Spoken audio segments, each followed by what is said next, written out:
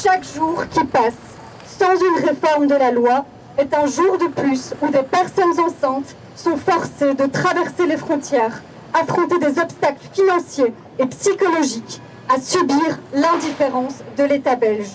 Cela doit cesser.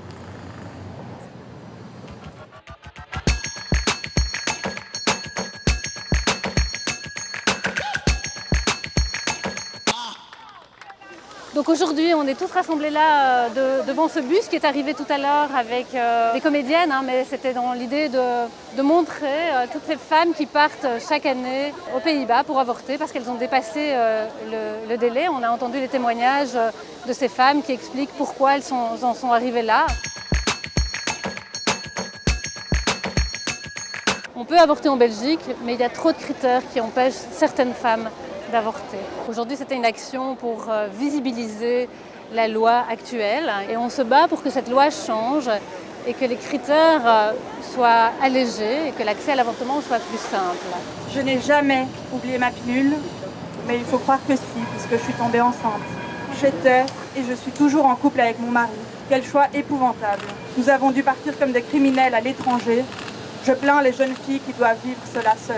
L'année dernière, il y a un comité d'experts qui a été mandaté par le gouvernement et qui a émis 25 recommandations. Et ce qu'on voudrait, nous, c'est que ces recommandations transparaissent dans la loi. On voudrait que le délai pour avorter soit allongé, que le temps d'attente, appelé temps de réflexion, soit raccourci, voire complètement absent.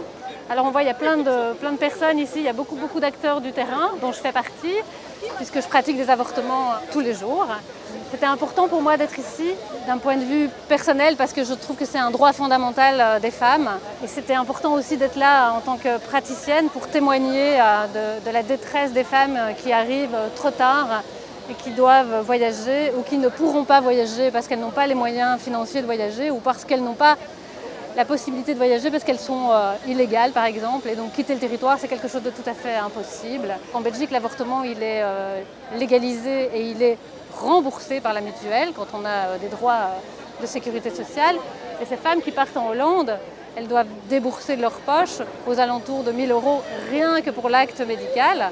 Et puis cette stigmatisation qui est très lourde à porter.